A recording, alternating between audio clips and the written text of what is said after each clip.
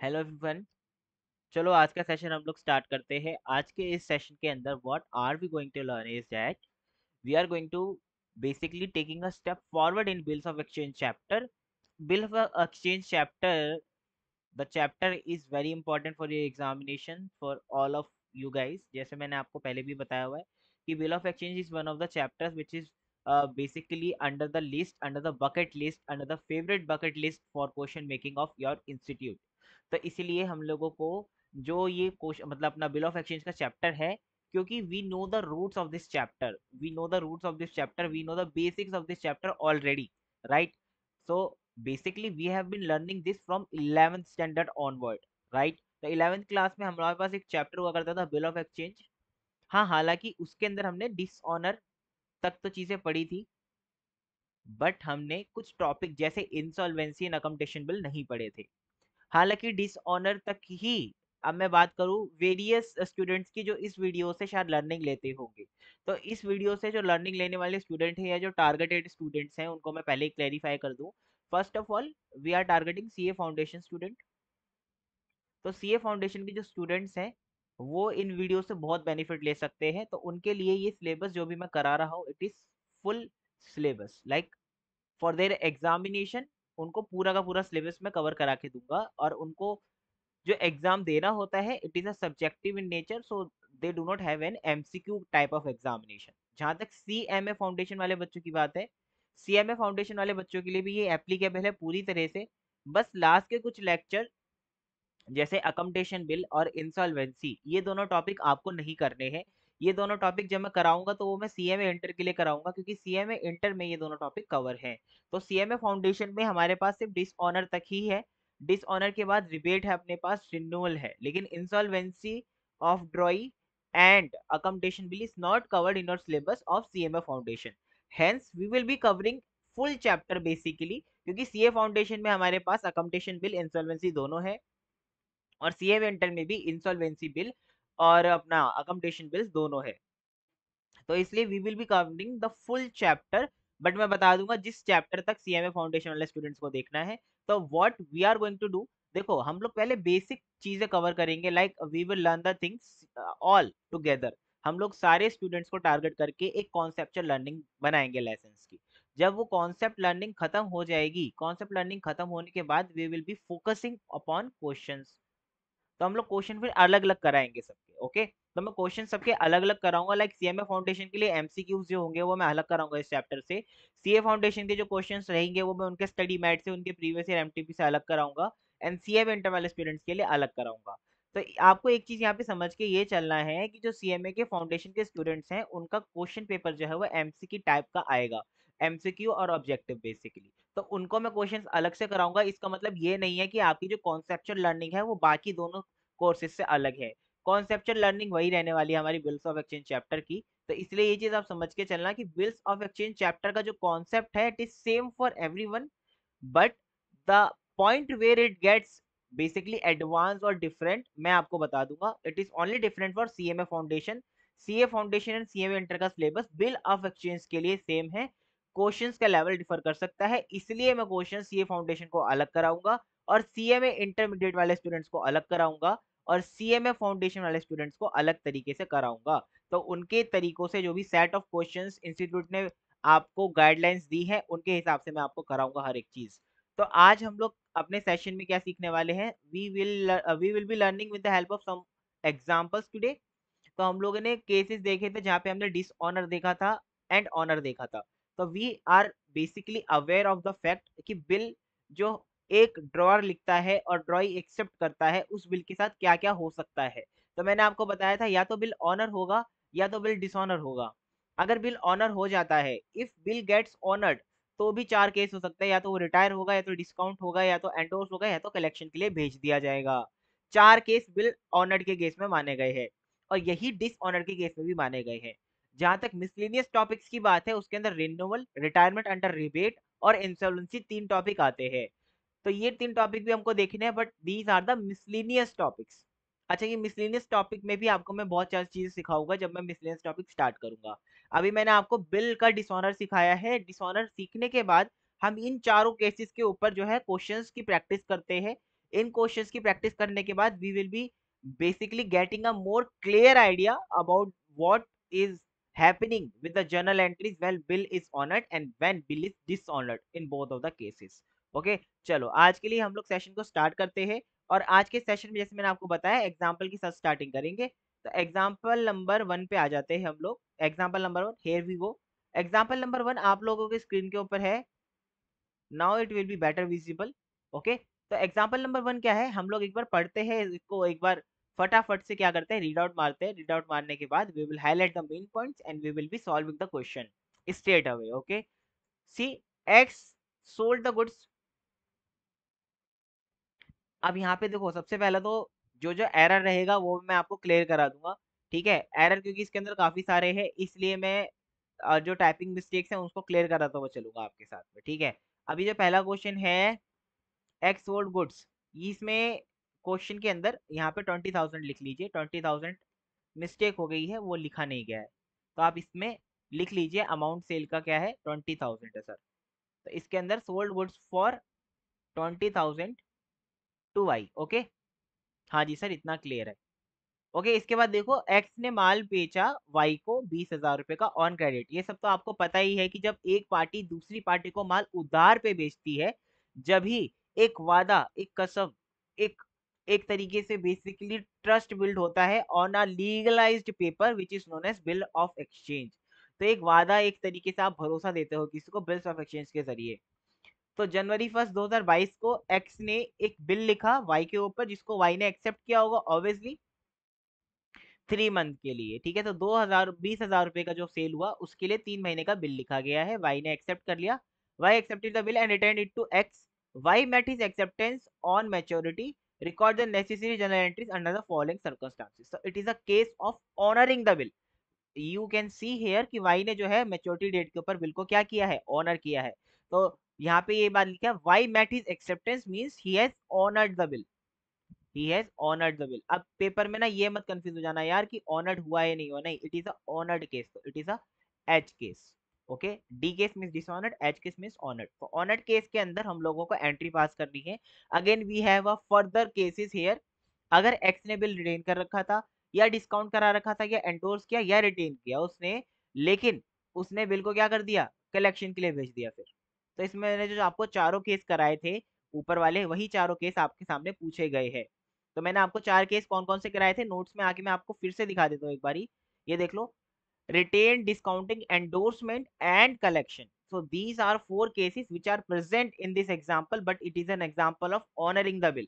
So basically what happening here, मैं solution number 1 से start करता हूँ here from the second page, solution number 1. What is happening here guys, please pay carefully attention to here. ये अपने पास mister x है, ये अपने पास mister Y है, दो लोग है। ठीक है, अब मिस्टर एक्स ने क्या किया, माल क्रेडिट पे बेचा, क्रेडिट सेल। और वाई ने पैसे ना देके क्या दिया, एक वादा दे दिया, एक वादा दे दिया, एक कसम दे दी, जिसको हम लोग बोल रहे हैं बिल ऑफ एक्सचेंज। तो इसने एक तरीके से इसको एक कंसिडरेशन दिया, मतलब पैसा ना देके इसने कैश दिया, सॉरी कैश ना देके इसने बिल ऑफ एक्सचेंज दिया। और बिल ऑफ एक्सचेंज कितने महीने के लिए दिया, 3 मंथ के लिए दिया। ओके, तो आपको ये बात याद रखनी है, फॉर 3 मंथ्स। जब 3 महीने पूरे हुए तो वाई ने उसको पैसे पे कर दिया, तो it is a case of maturity date पे पेमेंट डन। ओके, तो it is a case of honouring the bill.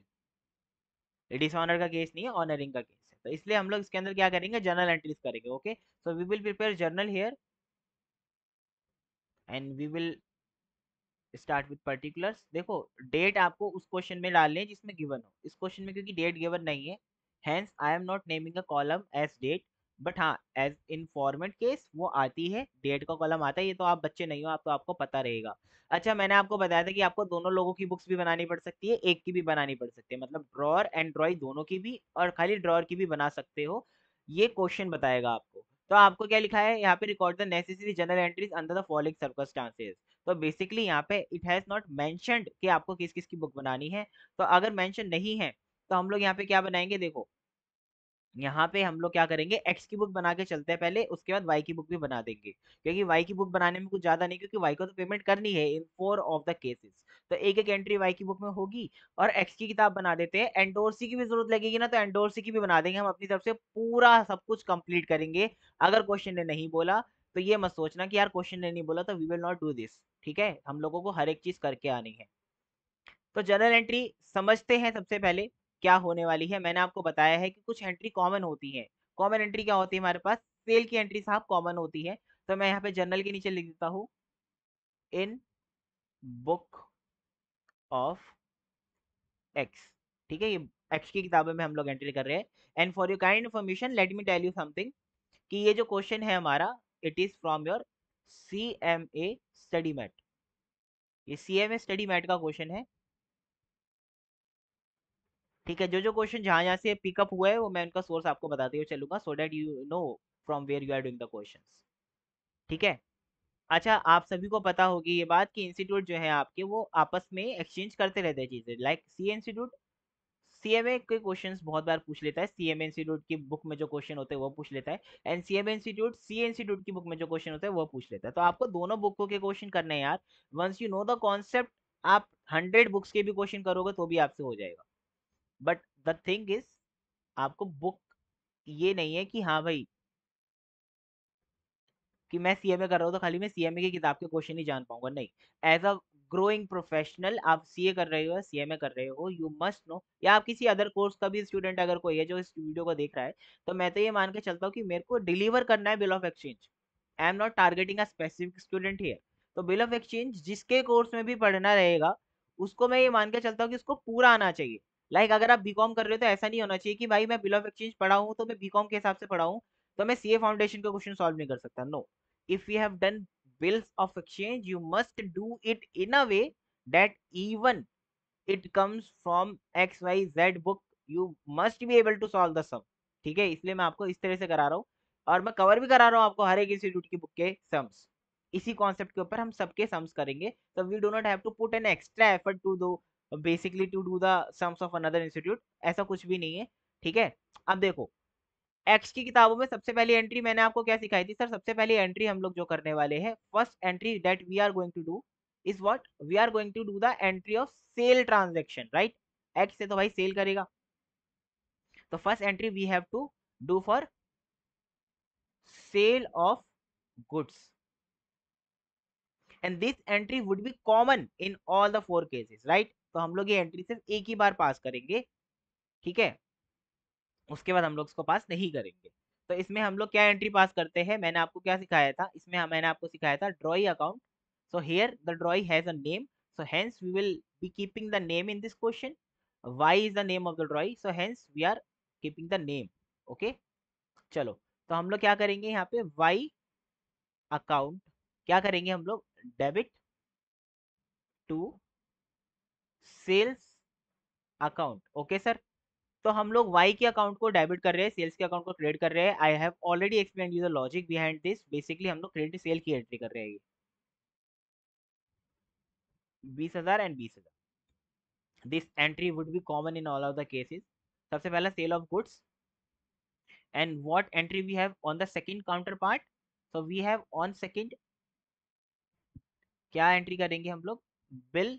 अब इसमें कौन सी एंट्री है बताओ, बिल एक्सेप्टेंस की, हाँ, बिल एक्सेप्टेंस।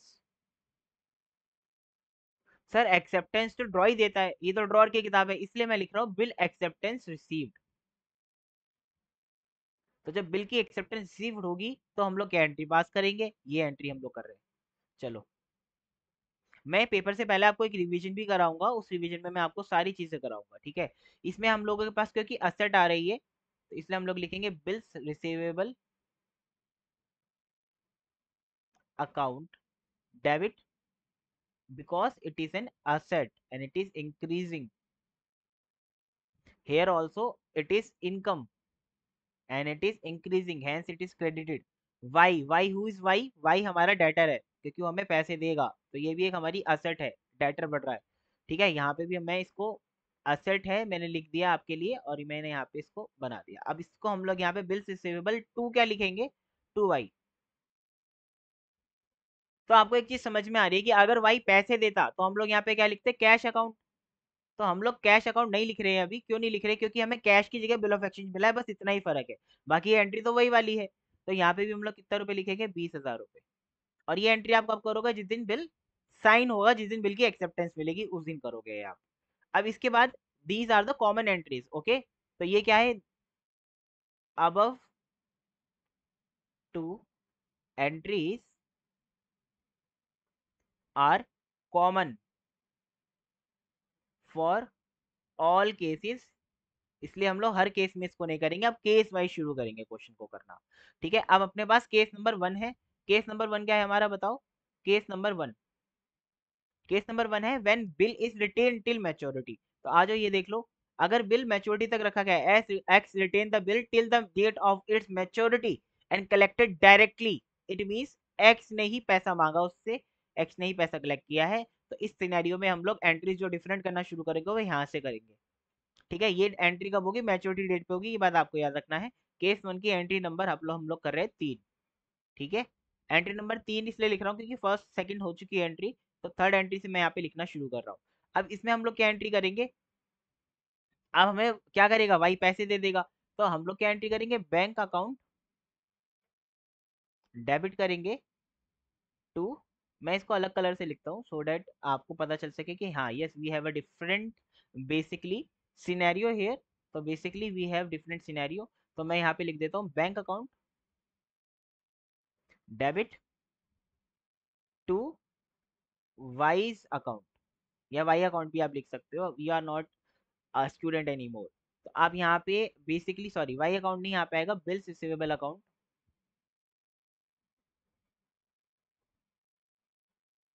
तो आपने क्या किया अब, कि जब आपको पैसा मिलेगा you are increasing your asset, you are increasing your asset basically,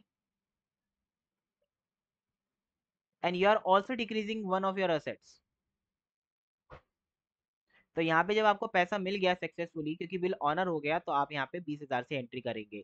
ठीक है, ये एंट्री आप लोगों को समझ में आई होगी, होपफुली कोई इसमें गड़बड़ की बात होगी नहीं।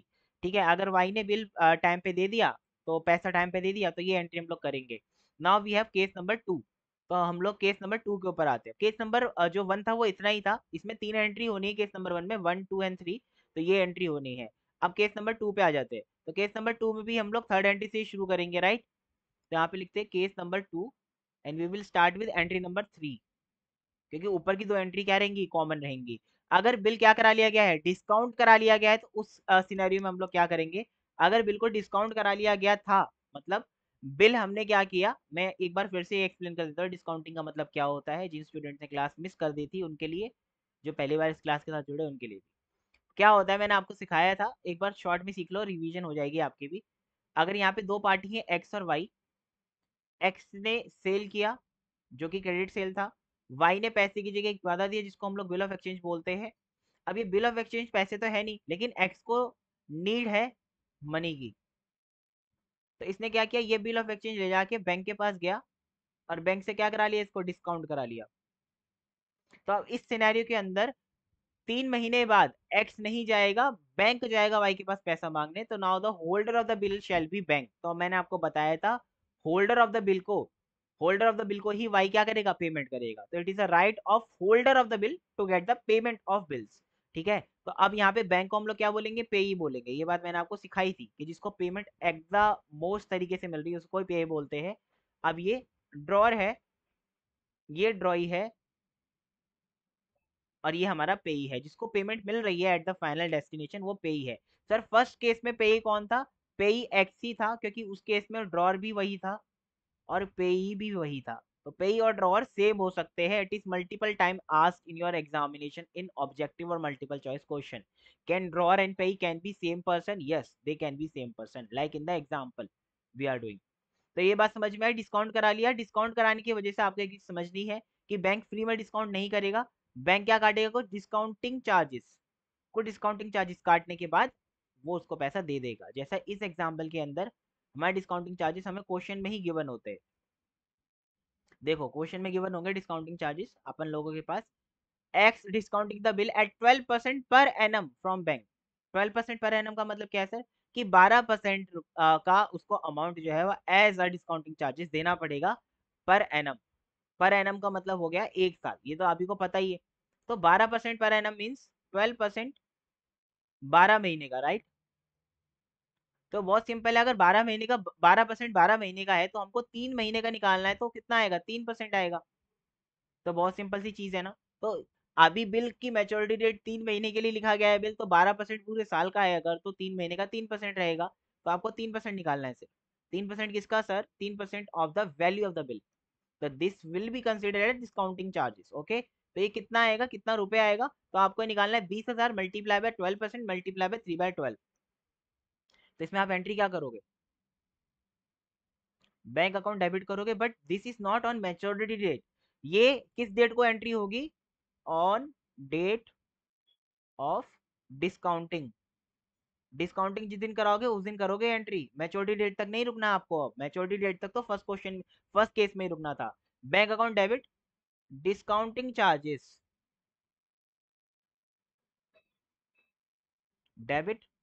मैं आपको रेगुलर क्लासेस की तरह पढ़ा रहा हूँ, I know it is taking a time, but if you are attending any regular class आपको पता होगा कि इसी तरह से कॉन्सेप्ट कराया जाता है। कॉन्सेप्ट बिल्डिंग की वजह से ही मैं आपको ऐसे करा रहा हूँ। अगर आपको प्रॉब्लम होती है, you can watch this video at 1.5x speed, ठीक है। इसके बाद अपने पास यहाँ पे टू में क्या आएगा सर, टू में तो हमेशा वही आएगा जो चीज खत्म हो रही है। तो खत्म क्या हो रही है अपने पास, bills receivable account.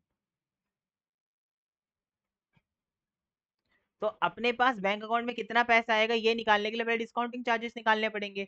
Discounting charges कैसे निकालोगे, देखो मैं सिखाता हूँ आपको डिस्काउंटिंग चार्जेस निकालने। कभी कभी आपसे क्वेश्चन में, मोस्टली एमसीक्यू में डिस्काउंटिंग चार्जेस भी पूछे जा सकते हैं केवल। तो 20,000 रुपए है जिसका आपको 12% निकालना है, बट फॉर 3 मंथ ओनली। तो 12 से 12 कैंसिल हो जाएगा, that means only 3% would remain. तो दो तिया छः, छः मतलब यहाँ पे आ जाएगा 6,000। 6,000 डिवाइड बाय 100 मतलब आप यहाँ पे, सॉरी हाँ, यहाँ पे आप घटा दोगे उसको, एक एक जीरो काटोगे तो 600 आएगा। ये आप कैलकुलेटर से निकाल लोगे, ओरली निकालने की जरूरत नहीं। तो अगर 600 रुपये डिस्काउंटिंग चार्जेस के दे दिए और 20,000 रुपये का बिल था, तो आपको 19,400 रुपये मिले आज की डेट में। कितने मिले सर, 19,400 रुपये। क्या यहाँ तक कोई दिक्कत नहीं सर। तो केस नंबर 2 भी आई होप आपको समझ में अच्छे से आ गया होगा। इसके बाद अगर आपने इसको एंडोर्स कर दिया किसी और को, तो उस सिनेरियो में क्या होगा। तो केस नंबर 3 में आ जाओ। अब क्या हुआ, ये एक्स है, ये वाई है। एक्स ने क्या किया, वाई ने क्या किया, एक्स ने माल बेचा, क्रेडिट सेल। वाई ने उसको बिल ऑफ एक्सचेंज दिया, ठीक है, कितने रुपए का, 20,000 रुपए का। अब समझो एक्स को किसी को 20,000 रुपए आगे पे करने थे। अब क्योंकि एक्स के पास पैसे नहीं है, तो इस एक्स ने क्या किया, यही पैसे, यही बिल ऑफ एक्सचेंज के पैसे इसको क्या कर दिया, एंडोर्स कर दिया, मतलब ट्रांसफर कर दिया फॉर हिज पेमेंट। 20,000 रुपए का बिल ऑफ एक्सचेंज एंडोर्स कर दिया, किसको, जेड को। अब जेड 3 महीने बाद जाएगा पैसे लेने, किससे, वाई से। अगर एक्स ने किसी को बिल आगे क्या नहीं किया, एंडोर्स नहीं किया, तो मल्टीपल एंडोर्समेंट आपके सिलेबस के अंदर कवर नहीं है, इसलिए मल्टीपल एंडोर्समेंट के क्वेश्चन बहुत रेयर दिखेंगे। बट हाँ, मल्टीपल एंडोर्समेंट से मेरा मतलब है कि बहुत ज्यादा 20-30 एंडोर्समेंट तो हमें कभी भी नहीं दिखेंगे क्वेश्चन में, 1-2 एंडोर्समेंट दिख सकते हैं। तो अभी जेड जाएगा वाई से पैसा लेने, तो एक्स ने ये किसको एंडोर्स कर दिया, जेड को कर दिया। तो अभी हमको 3 बुक्स बनानी पड़ेंगी। तो इस केस के अंदर एक्स जो है वो ड्रॉर है आपका, ये तो आपको पता ही है, ही इज अ ड्रॉर। और वाई जो है आपका वो ड्रॉई है। और ये जो है हमारा क्या है, ये पेई है, पेई भी, और इसको एंडोर्सी भी बोलते हैं, ठीक है। ये पेई है और ये एंडोर्सी भी है। तो अब आ जाओ जर्नल में, यहाँ पे हम लोग बनाएंगे और फटाफट इस एंट्री को कर देंगे कंप्लीट। तो आपको सबसे पहले यहाँ पे भी क्या करनी है, एंट्री नंबर 3 करनी है, ये आपको रिमेंबर रखना है हर बार, क्योंकि first 2 entries will be common in all of the cases, hence we are starting with the entry number 3।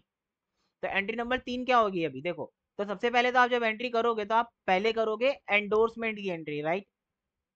तो अगर आपने एंडोर्स कर दिया, अगर आपने एंडोर्स कर दिया तो सबसे पहले आप क्या एंडोर्स की एंट्री करोगे, आप यहाँ पे करोगे Z account debit to bills receivable, बस एंट्री खत्म।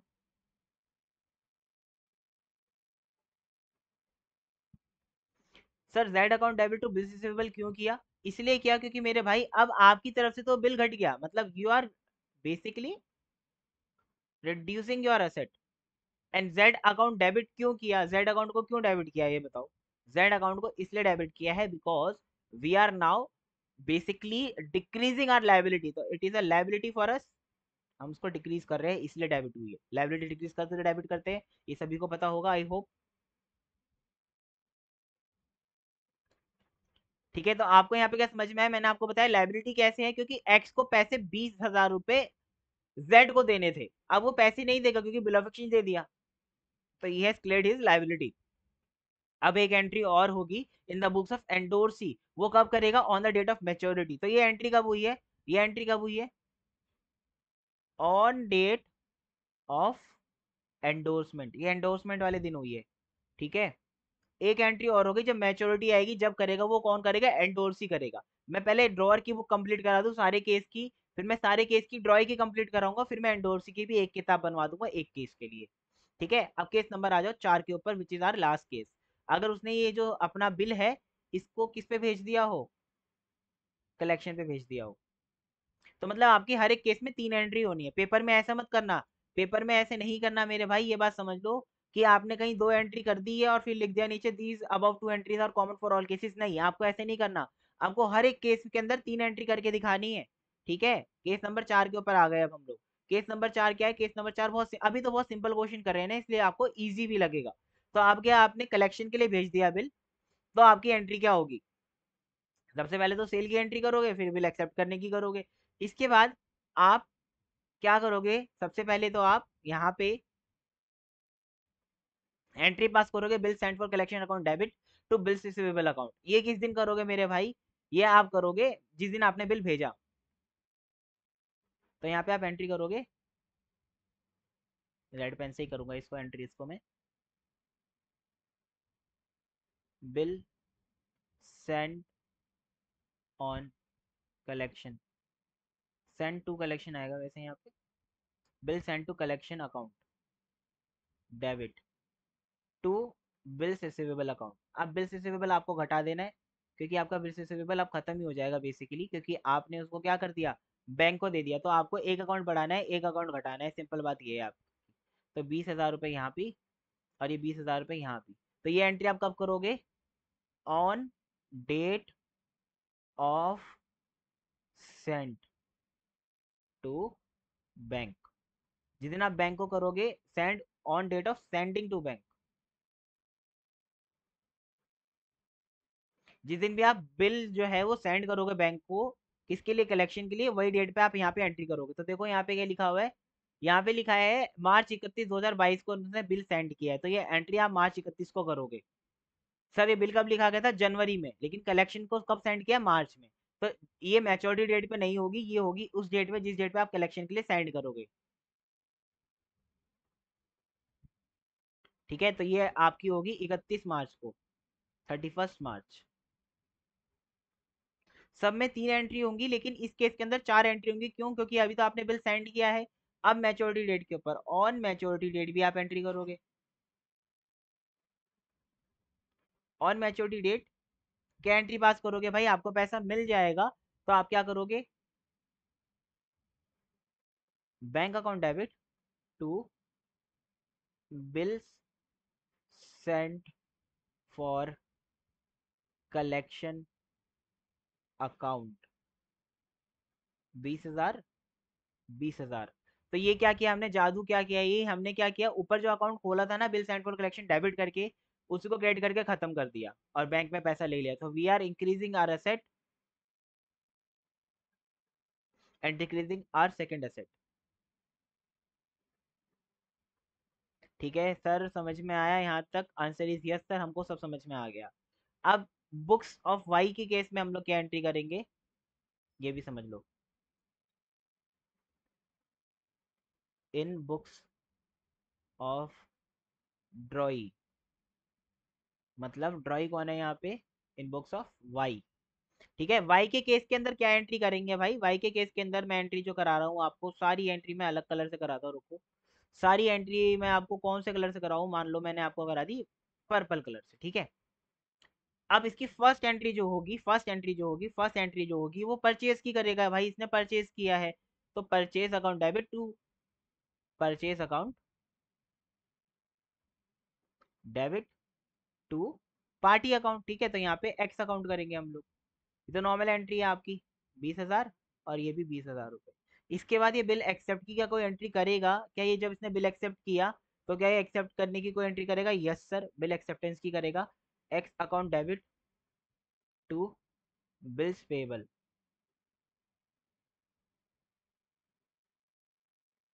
तो बिल्स पेबल अकाउंट 20,000 रुपये और यहाँ पे भी 20,000 रुपये। तो here he is increasing his liability. एक लाइबिलिटी को कम करके दूसरी बढ़ा रहा है, बेसिकली बस ये कर रहा है ये। इसके बाद थर्ड एंट्री क्या करेगा? देखो इसमें भी दो एंट्री ऊपर की कॉमन रहने वाली है, थर्ड एंट्री हर केस में चेंज होंगी। तो थर्ड एंट्री हर केस में चेंज होगी, लेकिन क्योंकि इसने हर केस में पेमेंट करी है तो हर केस में एंट्री कॉमन रहेगी इसकी। तो बिल ऑफ एक्सचेंज ड्रॉ की किताब यहाँ पे एक ही बार बनानी है आपको, एक ही बार एंट्री करनी है, 3 एंट्री। तो यहाँ पे क्या करोगे आप? Bills payable account debit to bank account, बस पेमेंट कर देगा। तो यहाँ पे 20,000 रुपये, यहाँ पे भी 20,000 रुपये। तो ये कब होगा? On maturity date. ये मैच्योरिटी डेट पे करोगे एंट्री, और ये on accepting bill of exchange पे करोगे। ऑन परचेज, ये परचेज पे करोगे।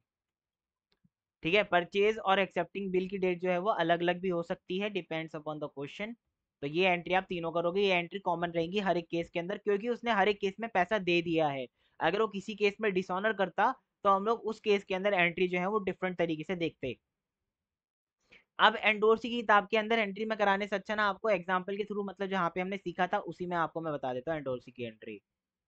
ये तो ये रहा। अब ये देखो आपके, ये एंट्री होगी एंडोर्सी की किताब में, drawer account debit to bills receivable account to cash account. ठीक है, लेकिन ये एंट्री नहीं होगी, सॉरी सॉरी सॉरी सॉरी, ये तो डिसऑनर के केस पे है। हमारी एंट्री जो होगी वो ऊपर वाली एंट्री होगी, ये रही एंडोर्स के केस में, bills payable account debit to cash या bank account in case of drawee है ये तो। और एंडोर्स सी की एंट्री नीचे हैगी, ये रही। At the time of receiving the bill from drawer, तो बिल्स रिसीवेबल बढ़ जाएगा हमारा और ड्रॉअर हमारा घट जाएगा। ठीक है, और जब मैच्योरिटी आएगी तो cash bank to bills receivable. तो ये सेम वही एंट्री जो ड्रॉअर करता है, लेकिन ये किसके नाम में करेगा? ये किसके नाम में करेगा? ये एक्स के नाम में करेगा। तो एंट्री क्या होगी? मैं एंट्री लिखवा देता हूँ आपको यहीं पे ही। तो ये एंट्री करेगा बी आर टू एक्स। ये कब करेगा? सबसे पहली एंट्री जब बिल सेव होगा। सेकंड एंट्री करेगा cash account debit to B R. बस ये दो एंट्री एंडोर्सी की किताब में भी कर लेना, हालांकि क्वेश्चन में मेंशन नहीं है वो, बट आप कर सकते हो। ये सीएमए स्टडी मैट का क्वेश्चन है। ठीक है, सीएमए स्टडी मैट का क्वेश्चन है, हमने जो एग्जाम्पल नंबर 1 किया है। तो मैंने आपको यहाँ पे हर एक चीज अच्छे से समझा दी, करा दी। ओके, इसके बाद एग्जाम्पल नंबर अपने पास 2 है। राइट सर, एग्जाम्पल नंबर 2 है अब। तो एग्जाम्पल नंबर 2 यहाँ से शुरू कर रहा हूँ मैं, सोल्यूशन 2। पर्पल से नहीं करेंगे इसे, तो ब्लैक से ही करेंगे। Solution 2, and what are we going to complete in solution 2? देखो सॉल्यूशन 2 में क्या है? Mister X sold goods for 15,000 to mister Y and immediately draw bill upon him on January 1, 2022, payable after 3 month. तो ऊपर वाला केस ही है पूरा का पूरा, एक्स वाई वाला, बस 15,000 का अमाउंट है। Maturity, on maturity the bill was dishonoured, मतलब वाई ने पैसे देने से मना कर दिया। ये बात मैंने आपको समझाई थी आखिरी कक्षा में भी, लेकिन आप फिर भी एक बार दोबारा इसको समझ सकते हैं, क्योंकि मैं आपको एक बार दोबारा से बता के चलता हूँ हर एक चीज। तो यहाँ पे समझो, यहाँ पे समझने की क्या चीज है ये समझ लेना बस। ये एक्स है, एक्स ने माल बेचा, किसको क्रेडिट सेल किया? किसको? वाई को किया, 15,000 रुपए का किया। इस 15,000 रुपए को ना देके इसने बिल ऑफ एक्सचेंज दिया। कितने महीने का सर? 3 महीने का। अब ये 3 महीने के जब बाद पैसे मांगने गया, जब ये 3 महीने बाद पैसे मांगने गया इससे, तो इसने क्या कर दिया? पैसे देने से मना कर दिया। इसी मना को हम लोग क्या बोलते हैं? डिसऑनर बोलते हैं। ठीक है, इसी मना को क्या बोलते हैं? डिसऑनर। अब अगेन डिसऑनर हो सकता है मल्टीपल केसेस में, एक रिटेन, एक एंडोर्समेंट, एक डिस्काउंट और एक सेंड फॉर कलेक्शन। तो ये 4 केस इसमें भी आ सकते हैं। अब क्वेश्चन में देखो क्या हो गया, क्वेश्चन में देखो क्या हुआ।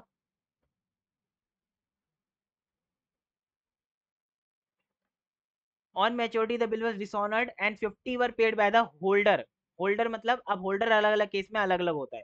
होल्डर ऑफ द बिल, तो यहाँ पे होल्डर ऑफ द बिल की बात हो रही है, तो मतलब अगर आपने डिस्काउंट करा लिया होगा तो वो बैंक के पास होगा। अगर आपने एंडोर्स करा लिया होगा बिल, तो वो जिसको आपने एंडोर्सी को जिसको बिल दिया है उसके पास होगा। अगर आपने बैंक को कलेक्शन के लिए भेजा था तो भी वो बैंक के पास होगा। तो होल्डर मल्टीपल केसेस के अंदर मल्टीपल हो सकते हैं, चारों केसेस के अंदर होल्डर जो है बिल के वो अलग अलग होंगे। तो holder of the bill he noting charges देता है, ये बात तो आपको पता है। तो 50 रुपए नोटिंग चार्जेस पे करे होल्डर ऑफ द बिल ने। तो holder of the bill in all cases shall be different. ठीक है। The journal entries will be recorded in the books of mister X and mister Y, दोनों की किताबों में करना है, बस इसमें बताया। तो एंडोर्सी की किताब यहाँ पे हमें नहीं बनानी है।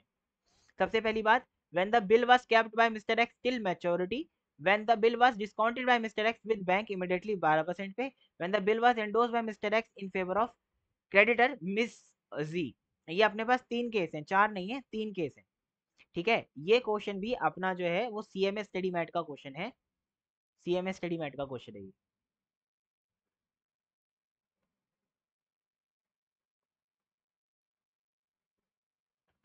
ठीक है।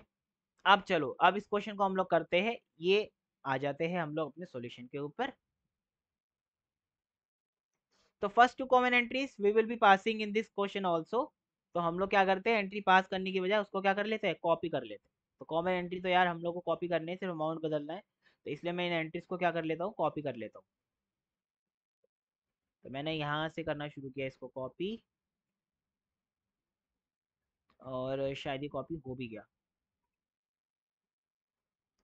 चलो देखते हैं, if it is copied then we will paste it. Solution number 2 में पेस्ट करेंगे इसे। ठीक है सर। आइए, इधर नहीं मेरे भाई, तुम उधर कहाँ चले गए, ये किस लाइन में आ गया भाई आप, ये तो यहाँ पे नहीं होना चाहिए।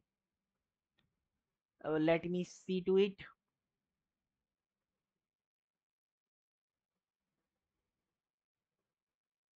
पेस्ट तो हमें इसको यहीं करना है, पेस्ट तो हमें इसको यहीं करना है। ओके। पेस्ट कहाँ हुआ है, कौन से अगले पेज पे हो गया, कोई बात नहीं है सर, कोई चक्कर नहीं है, इसको उठा के वहां ले जाएंगे, उठा के ले जाएंगे, उठा के। ओके। आ जा बेटा आ जा। ओके। चलो, ये हम लोगों ने यहाँ पे इसको करा कॉपी और पेस्ट, छोटा कर लेंगे थोड़ा। ठीक है। अब जहां जहां जो जो अमाउंट हम लोगों को चेंज करना है उसे चेंज करेंगे। क्योंकि अपने पास यहाँ पे 20,000 नहीं है, अपने पास यहाँ पे 15,000 रुपये से एंट्री है। ये अपन लोगों की एंट्री जो है वो सेम रहने वाली है, इसलिए मैं इसको सेम ही रख रहा हूँ, बस अमाउंट चेंज कर रहा हूँ। टाइम बचेगा ना हमारा। चलो, अब आ जाओ केस नंबर 1 के ऊपर।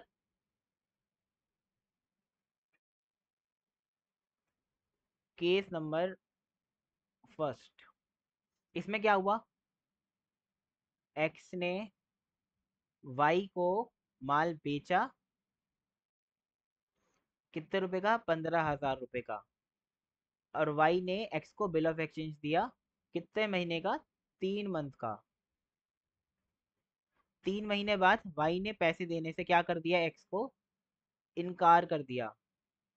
तो इस सिनेरियो के अंदर इसने क्या कर रखा था, बिल रिटेन कर रखा था, मतलब एक्स ने अपने पास ही रख रखा था। तो now the holder of the bill in this case is, retain के केस के अंदर होल्डर कौन होता है बताओ, रिटेन के केस के अंदर होल्डर इज ड्रॉर, और ड्रॉर कौन है हमारा यहाँ पे, एक्स। ठीक है। तो हम लोग सबसे पहली किताब बनाएंगे, in books of mister x.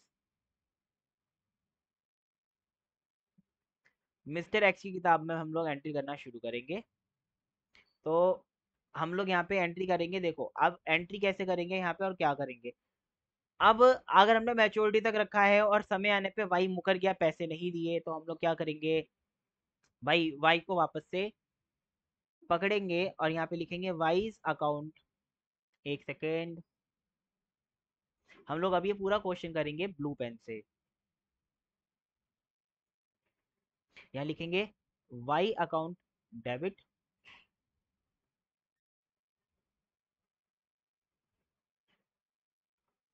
यहाँ लिखेंगे वाई अकाउंट डेबिट। सर अब हमने वाई अकाउंट को डेबिट किया, वाई अकाउंट को इसलिए डेबिट किया मेरे भाई क्योंकि हमने पहले क्या एंट्री करी थी, BR2Y करी थी, तो वाई को हमने क्रेडिट किया था। अब हम उसको डेबिट कर रहे हैं ताकि हम लोग इसको वापस से क्या बना सके, अपना डेटर बना सके।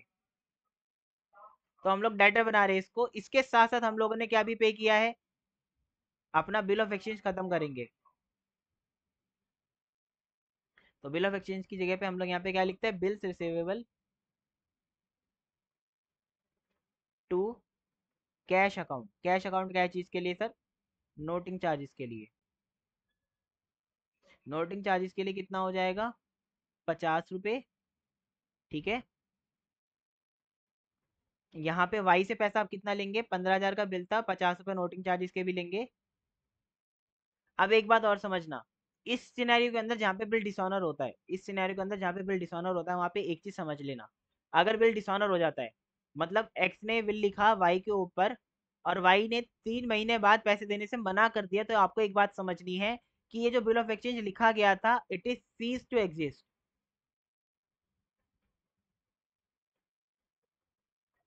मतलब ये एक डेटेड डॉक्यूमेंट होता है, आपको पता है। जैसे एक चेक होता है, आपको पता है, अगर मैंने आपको 5 लाख रुपए का चेक दे दिया और आपने वो चेक बैंक में जमा करा दिया और वो बाउंस हो गया, तो क्या आप इस 5 लाख रुपए के चेक को दोबारा से यूज कर सकते हैं? आंसर इज नो सर, क्योंकि वो चेक तो एक तो हमने जमा कर दिया, ऊपर से वो बाउंस हो गया। Hence in this case also कि वो बिल ऑफ एक्सचेंज क्या हो गया, हमारा डिसऑनर हो गया, उसको हम दोबारा यूज नहीं कर सकते। It is expired now. अगर मेरे को दोबारा चाहिए तो मेरे को एक्स नया बिल बना के देगा, या तो इसी बिल को क्या करेगा, रिन्यू करेगा, या तो एक फ्रेश बिल बना के देगा। दो ही ऑप्शन है। रिन्यू करने के केस के अंदर भी हम लोगों को पहले ये बिल खत्म करना पड़ेगा जब रिन्यू होगा, और फ्रेश के केस में तो ये बिल खत्म होगा ही होगा। तो आपको एक बात दिमाग में बैठा लेनी है कि बिल ऑफ एक्सचेंज अगर डिसऑनर हो जाता है तो उसको पहले खत्म करना पड़ेगा, उसके बाद ही हम लोग कुछ प्रोसीडिंग कर सकते हैं। तो इसलिए हम लोग इसको यहाँ पे ये एंट्री करके खत्म कर रहे हैं, ये बात याद रखना। ये एंट्री करके अपन लोग क्या कर रहे हैं, इसको खत्म कर रहे हैं। बिल रिसीवेबल क्यों हमने यहाँ पे एंट्री किया, क्योंकि अब ये सीज टू एग्जिस्ट हो गया, ये खत्म हो गया अभी हमारी तरफ से। तो केस नंबर 1 के अंदर ये एंट्री होंगी। ठीक है, ये अपना केस नंबर 1 है। केस नंबर 1 यहाँ से स्टार्ट है, मैंने यहाँ पे मार्किंग कर दी है। ठीक है, तो केस नंबर 1 में ये एंट्री होगी, तो खाली एक ही एंट्री बदलेगी, फर्स्ट और सेकंड एंट्री सेम रहने वाली है। क्या यहाँ तक कोई दिक्कत, कोई दुविधा, कोई परेशानी है तो मुझे बताइए।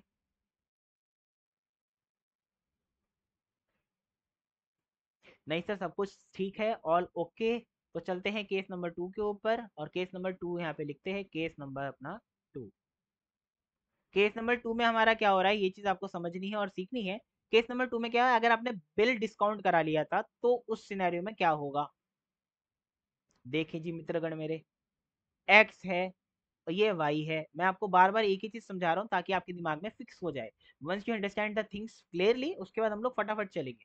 तो इसने इसको क्या किया, बिल ऑफ एक्सचेंज दिया। इसने ये बिल ऑफ एक्सचेंज क्या किया, इसने ये बिल ऑफ एक्सचेंज क्या किया मेरे भाई, इसने इस बिल ऑफ एक्सचेंज को क्या कर लिया, डिस्काउंट करा लिया। डिस्काउंट किससे कराया, बैंक से। तो बैंक ने कुछ डिस्काउंटिंग चार्जेस काटे। अब 3 महीने बाद जब बैंक पैसे मांगने गया, किससे, वाई से, तो वाई ने पैसे देने से क्या कर दिया, इनकार कर दिया। अब इस इनकार का हर्जाना कौन भरेगा, एक्स भरेगा, क्योंकि बैंक तो एक्स को जानता है, वाई को तो जानता नहीं है। तो बैंक क्या करेगा, एक्स डेबिट कर देगा एक्स का अकाउंट। और बैंक जब डेबिट करता है, इसका मतलब डिडक्ट कर लेगा क्या, एक तो बिल रिसीवेबल के पैसे प्लस नोटिंग चार्जेस, दोनों डिडक्ट कर लेगा बैंक। और बैंक डिडक्ट कर लेगा किसके अकाउंट से, एक्स के अकाउंट से। और एक्स किससे लेगा, फिर वाई से लेगा। तो hence this is the whole process of this case. इसके अंदर क्या करेंगे, पहली दो कॉमन एंट्री करेंगे, उसके बाद हम लोग डिस्काउंट की एंट्री करेंगे। डिस्काउंट की एंट्री भी तो करना जरूरी है ना, हाँ सर डिस्काउंट की एंट्री करना जरूरी है। तो डिस्काउंट की एंट्री हम लोग किससे करेंगे, देखो। तो डिस्काउंट की एंट्री हम लोग किस तरह करेंगे, बैंक अकाउंट डेबिट। अच्छा, इसमें लिखेंगे डिस्काउंटिंग चार्जेस डेबिट, और टू बिल्स रिसीवेबल, क्योंकि बिल्स रिसीवेबल तो अब हमारे पास तो चला गया बैंक के पास। तो ये हो गया हमारे पास कितना, 15,000 रुपये। नहीं, हमको 15,000 थोड़ी ना पूरे मिल जाएंगे, क्योंकि हम लोगों ने डिस्काउंट कराया है, तो डिस्काउंट कितने रुपए पे कराया है ये देखना पड़ेगा। अभी डिस्काउंट हमको कैलकुलेट करना पड़ेगा। डिस्काउंट कितने पे कराया है देख लो।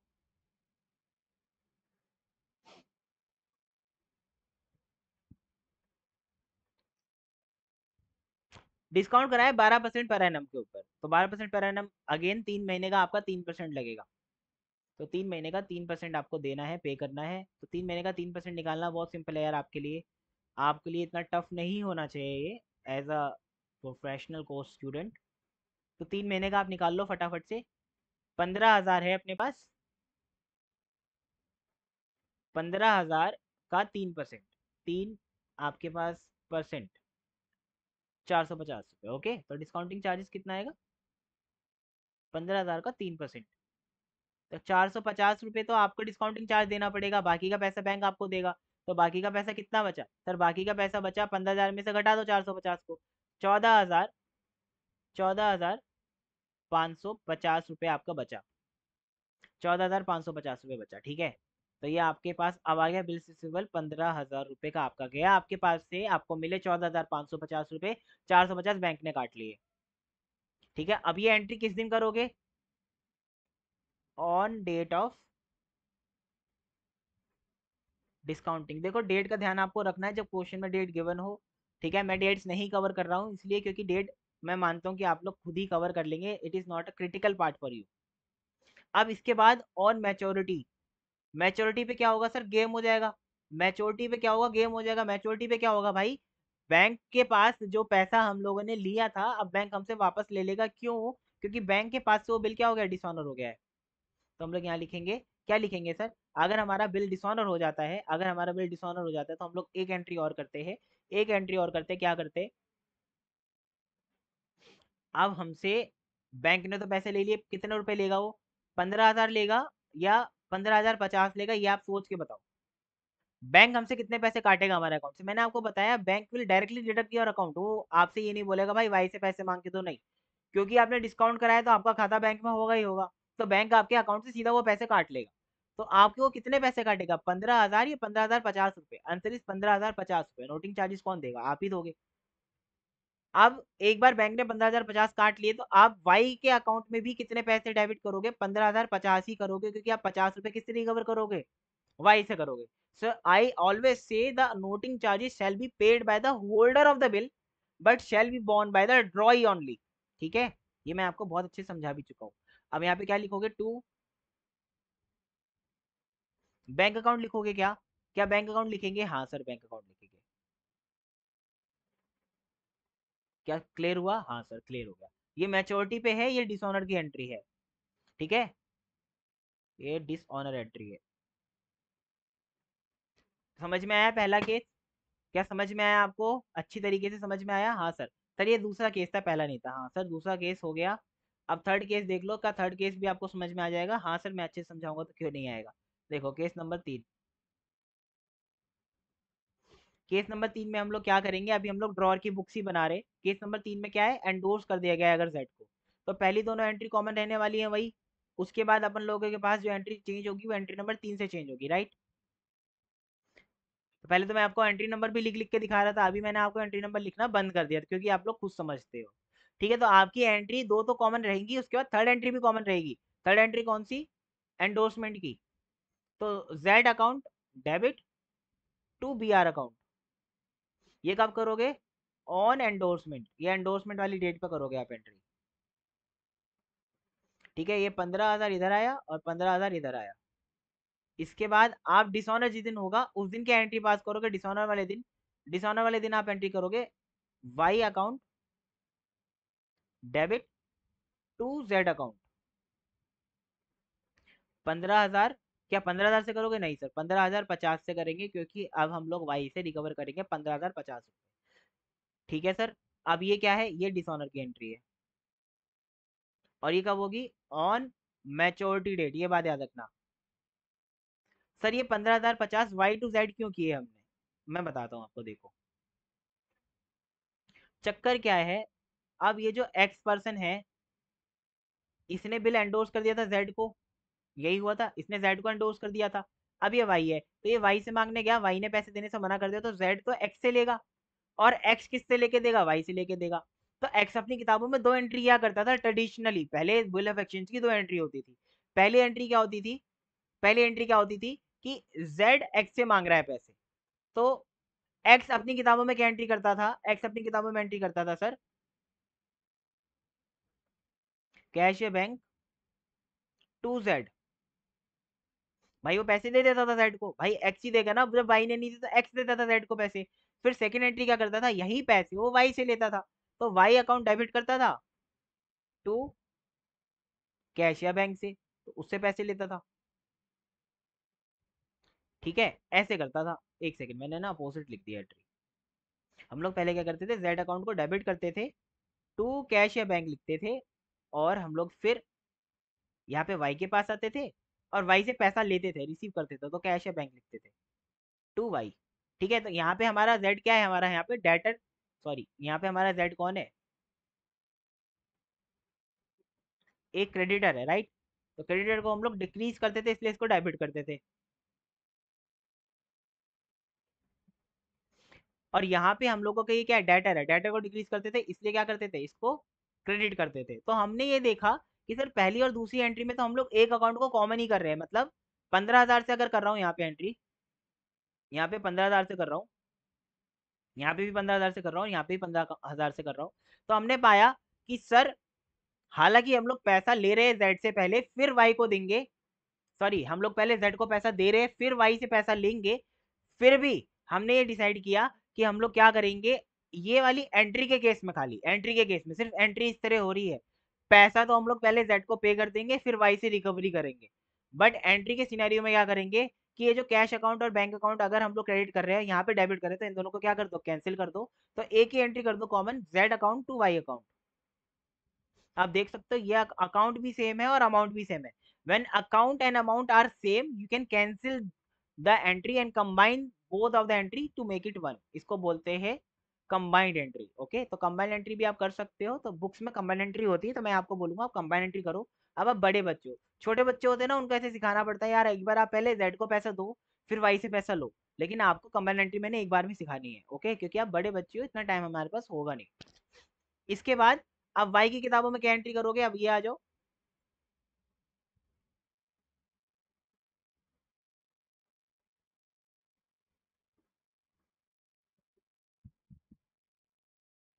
इन बुक्स ऑफ वाई, वाई की किताबों में क्या एंट्री करोगे मेरे भाई, ये बताओ।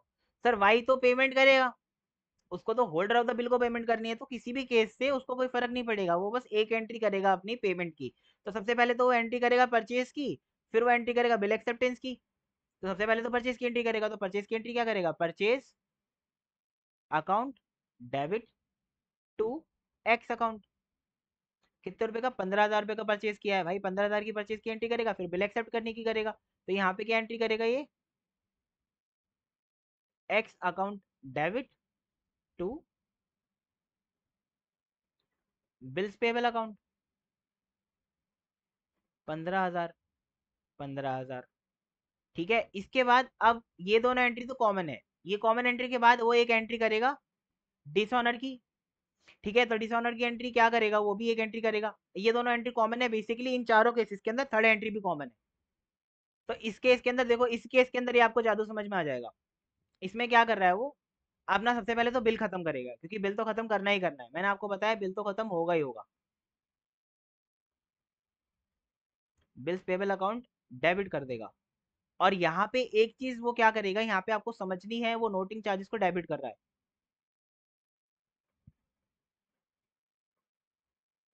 क्योंकि वो अपना खर्चा मान रहा है इसको। तो नोटिंग चार्जेस 50 रुपए, 15,000 का बिल। और यहाँ पे टू में देखो, टू में किसका नाम लिखेगा, टू एक्स अकाउंट। जबकि हमने ऊपर वाली एंट्री में देखा कि एंट्री क्या हो रही है, वाई टू जेड हो रही है, लेकिन वाई अपनी किताबों में सिर्फ एक्स का नाम लिखेगा, जेड का नाम कभी नहीं लिखेगा, क्योंकि वाई एक्स को जानता है, एक्स जेड को जानता है, तो वाई एक्स को पैसा देगा, एक्स जेड को देगा। बट एंट्री के सिनेरियो में मैंने आपको बताया कंबाइन करके एंट्री करते हैं, तो यहाँ पे एक्स लिखेंगे 15,050 रुपए। क्या क्लियर हुआ, यही कॉमन एंट्री हर जगह होगी, क्योंकि वाई सिर्फ एक्स को जानता है, तो एक्स को ही पैसे देगा। तो मैंने आपको यहाँ पे कंप्लीट कराया dishonour of the bill and normal case, दोनों मैंने कंप्लीट करा दिया आपको इन दो एग्जाम्पल में। थर्ड एग्जाम्पल तो बहुत छोटा सा एग्जाम्पल है, वो भी देख लो। एग्जाम्पल नंबर 3 भी बचा है अभी हमारा, है ना। एग्जाम्पल नंबर 3 भी देख लो आप, कोई बात नहीं। Sujata receive two bill from Aruna, एक 2 महीने का था, ठीक है। The first bill for 70,200 and the second bill 15,000। First bill discount करा लिया 10,000 का, सेकंड बिल एंडोर्स कर दिया। बस जनरल एंट्री पास करनी है इसमें, तो मैं एग्जाम्पल नंबर 3 यही करा दूंगी आपको। अब सोल्यूशन नंबर 3 यही देख लो, ये सीए स्टडी मैट का क्वेश्चन है, ये सीए के स्टडी मैट का क्वेश्चन है। तो मैं आपको यही करा देता हूँ, आप यहीं पे देख लो, ठीक है। तो सुजाता के 2 बिल थे, ठीक है। और उसने अरुणा को, बेसिकली सुजाता के 2 बिल नहीं थे, यहाँ पे अरुणा ने 2 बिल सुजाता को दिए थे, सुजाता ने रिसीव किया है, ठीक है, 2 महीने के लिए। तो यहाँ पे ये जो ड्रॉर है अपना, वो कौन है, सुजाता है। और ड्रॉई कौन है अपना, अरुणा। कितने बिल हैं, 2 बिल है, 1 और 2।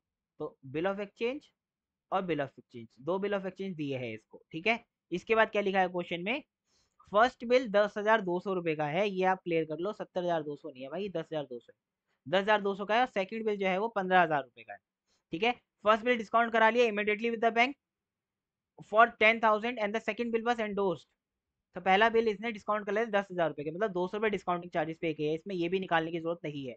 और सेकंड बिल एंडोर्स कर दिया श्री के फेवर में। तो आपको इसमें आप एंट्री पास करनी है इन द बुक्स ऑफ सुजाता, सिर्फ सुजाता की बुक में एंट्री पास करनी है।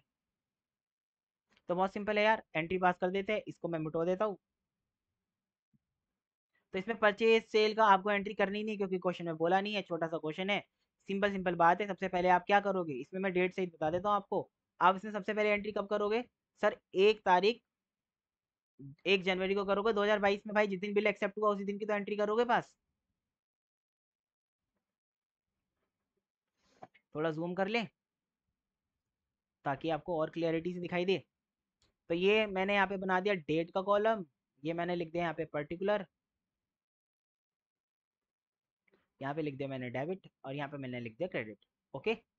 अब 1 तारीख, पहला महीना 2022 को एंट्री क्या करेंगे हम लोग, बिल्स रिसीवेबल टू अरुणा, ठीक है। अरुणा से हम लोग रिसीव करेंगे, तो 25,200 रुपए के बिल हैं दोनों मिला के, मैंने दोनों के ही लिख दिया यहाँ पे अमाउंट। 25,200 कैसे है, 10,200 प्लस 15,000, तो मैं यहाँ पे लिख देता हूँ 2 बिल्स, ये 2 बिल है। तो आपका ऐसा नहीं है 2 बिल है तो अलग अलग एंट्री करोगे, नहीं, एक ही दिन मिले हैं ना, तो एक ही बार एंट्री करोगे। तो ये बिल क्या है, बिल एक्सेप्ट करने की एंट्री है। इसके बाद हमने क्या करा लिया, एक को डिस्काउंट करा लिया इमीडिएटली, तो इमीडिएटली का मतलब क्या होता है सर, उसी डेट के ऊपर। इमीडिएटली का मतलब तुरंत होता है ना, तो आपने उसी दिन ही कराया होगा डिस्काउंट। तो डिस्काउंट कराया होगा तो उसकी एंट्री क्या पास करी होगी, सर बैंक अकाउंट डेबिट किया होगा हमने, बैंक अकाउंट डेबिट किया होगा, डिस्काउंटिंग चार्जेस हमने डेबिट किया होगा, और हमने टू किसको क्या होगा, बिल्स रिसीवेबल को। तो यहाँ पे मैंने लिखा कितना, 10,000 रुपये हमको बैंक से मिले, 200 रुपये हमारे चार्ज है, बिल हमारा 10,200 का था। ये क्वेश्चन बहुत सिंपल तरीके से चल रहा है अभी तक, कोई प्रॉब्लम नहीं हो रही चाहिए आपको। और दूसरे वाला आपने एंडोर्स कर दिया, तो एंडोर्स आपने कब किया, आपने इसको एंडोर्स कब किया, किस तारीख को किया, ये देख लो। एक तो डिस्काउंट करा दिया जब भी 3 जनवरी को दूसरे का एंडोर्स कर दिया, तो इसको 1 तारीख की एंट्री हो गई, इसकी 3 तारीख की एंट्री हो गई। मैच्योरिटी के बारे में कुछ बताया ही नहीं है, तो मैच्योरिटी के बारे में कुछ हम करेंगे भी नहीं। तो यहाँ पे क्या लिखेंगे, Shri account debit to bills receivable, 10,000, 15,000 वाला बिल यहाँ पे कर दिया ट्रांसफर। इसमें नोटिंग चार्जेस डिस्काउंटिंग चार्जेस कुछ नहीं आएगा अभी, क्योंकि क्वेश्चन में दिया हुआ नहीं है। तो ये तो एक छोटा सा अच्छा सा क्वेश्चन है आपके लिए। क्वेश्चन नंबर 3 बहुत सिंपल है, ठीक है, ये सी ए स्टडी मैट का क्वेश्चन है। ऊपर वाले दोनों C M S study mat का क्वेश्चन है, तो आपको करने दोनों है मेरे भाई। मैं एक्सक्लूसिव सेशंस लूंगा दोनों के लिए, ठीक है, क्लियर मैं पहले कर दूं। सीए फाउंडेशन के मॉक टेस्ट पेपर आ चुके हैं, एमटीपी आ चुके हैं, एमटीपी सेशन सीए फाउंडेशन के भी होंगे, ठीक है। एमटीपी सेशन लूंगा सीए फाउंडेशन के मैं जल्द ही, टेंशन ना लीजिए आप। मैं हर किसी के हर कुछ कंप्लीट करा दूंगा। जब मैंने ये आपसे बोला है कि मैं आपको कंप्लीट कराऊंगा, तो मैं सीएमए का भी और सीए का भी, सीएमए फाउंडेशन और इंटर दोनों का, और सीए फाउंडेशन का कंप्लीट करा दूंगा, क्योंकि bill of exchange CA inter में नहीं है, ठीक है। चलो आज के लिए इतना ही रखते हैं, मैंने आपको हर एक चीज करा दी, एग्जाम्पल तीनों करा दिए। डिसऑनर पूरी तरह खत्म हो गया, अब डिसऑनर के क्वेश्चन हो गए। अब रिटायरमेंट एंड द डिबेट, और रिन्यूअल ऑफ बिल बच क्या है, ये देखो, ये और ये बचता है, ये और मैं करा दूंगा आपको, फिर डन हो जाएंगी चीजें। ठीक है, चलो अब अगली क्लास में मिलेंगे, जब तक के लिए बाय बाय।